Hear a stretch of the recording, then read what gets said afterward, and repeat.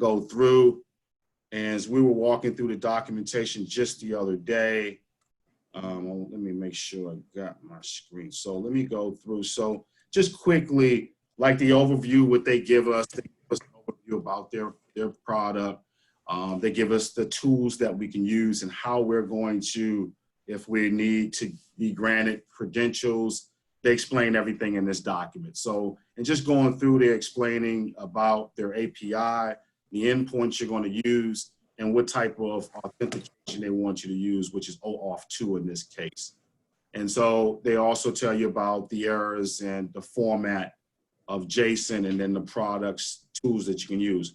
Mike's already downloaded SOAP Sonar this morning, so we'll get him into that with TravelX sometime tomorrow.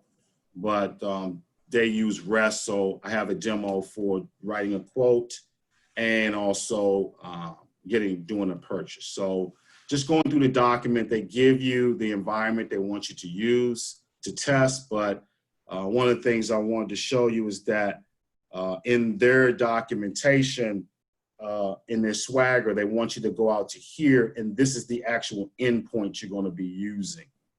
So you only get that from there when you go to their Swagger. So they have three of them, but you're only going to be using the purchases and the quotes.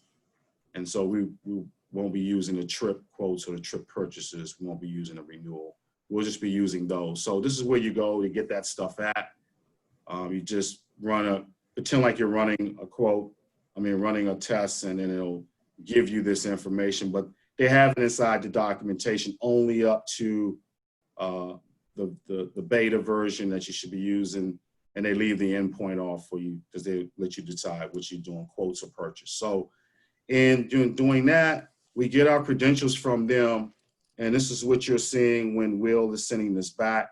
Again, they were hacked early part of this year. So a lot of their stuff they had to change them. We had different passwords. We had something totally different for all of this stuff. He sent that for that, and he also sent it for the IMG. So I'm going to demo just the IMG today because ITI still has some issues, but make sure I got it here. So this is the ITI, the IMG version of it. So as we go through, I get all of that. And so what they want you to do is generate a token. So we'll generate a token and use the format of how they do that. So I'm gonna go into Postman, and I've set Postman up, and let's start from the beginning here. So depending upon how you're going to be using it, like Michael was saying, you can use global environments, you can use the global parts of it, but for this, I'm just gonna use what we just used for just testing it. So in here, when I wanna request a token, I set all of that up. I have the token name, I want it to be IMG. The grant type this is always set to password. This is the version of the staging I'm using, the endpoint, I'm getting a token.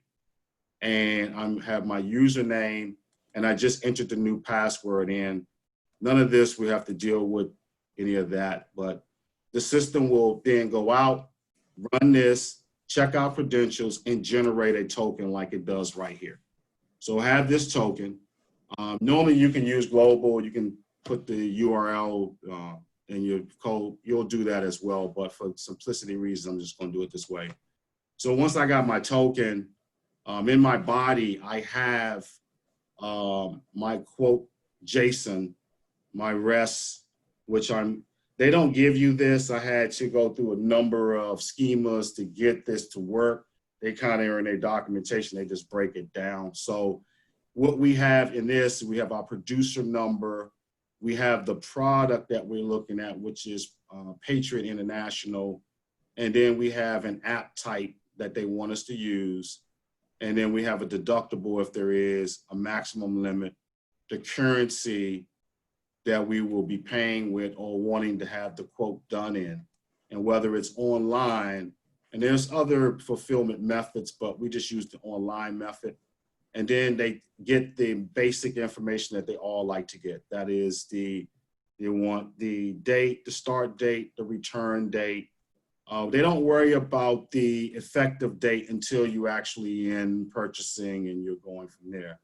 And then you have somewhere where you can add your families. If you have families, you can put that in there. But this is where you would put the insureds, and you would add a different options if you had them. So when I run this, what's going to happen, because their system is very, very smart to know that I exist already. So it'll give me an error that, and I'll show you what that error is. So if I'm in 1967 and I run this, it should give me a quote down here. And so let me show you that. So it returned me a quote, and it returned the headers, and it returned the body and a quote that tells me what the product is that I have, the total premium, the dates that I'm traveling, and then the details of what I'm purchasing. So I have no riders. The coverage type is for medical, and that's just getting a quote back from them. That's how easy it is. But when you're setting this up, you know, you have headers that you got to set up, which when you're used to this, you'll set those to what we're using in REST is JSON. So we're right in this time, we only have one content type. I can show you in the actual code where we have a number of different headers when you're doing the purchase. But for this simplicity, we're just using that. And then there are return headers that we'll get. But just the body of what we're sending over is just taking it plain JSON and sending it over in the format that they ask us to do. And then we get back a response. So if I try to resend this again, the system is going to recognize that I've already filled this out, and it should not let me, but you know how these things can act. That's tied. Is that only, that's maybe only on the purchase API? Because I can't think of a reason why it would prevent you from requoting, because you're hitting the quote API right now. Yeah, but earlier it was giving me an error. It was telling me eligibility and overlapping an individual because it was taking the name. So it does it from time to time. It won't want the same person again. So I had a different age, and it quoted me, and then when I tried to quote it again, it did the same thing. So I'm just trying to recreate that so you can see what an error message comes up. It's not doing it now. It always happens this way. When you want someone to show something, it won't do it. So that's just for the quote side. It's just as simplistic. I mean, we don't do the quoting, but if you wanted to set it up, this is what you would set up. The variables, you would use this format. Of course, we would fill these with our form variables that we're passing in, and then that will just submit that stuff over to their side. So that's the quote side. The purchase is a little different. So before I start the purchase, Ty, did you say that IMG said that their swagger does or does not work? It doesn't work. It never worked. Like, you can't take the token and put it in there. It never worked. They just have it so that you can go out there and look at the schema, but even the schemas didn't work. I had a time trying to use their schemas, and I had them have to send me a schema. And yeah, so what are they planning on updating that? Do you know what the deal is there? I don't know. I mean, they got hacked, Michael, so they're not caring about the swagger. They're trying to get back working again, making money, because they were down for like almost 2 months. Yeah. Okay. That's the least of, like IMG ITI is supposed to have been going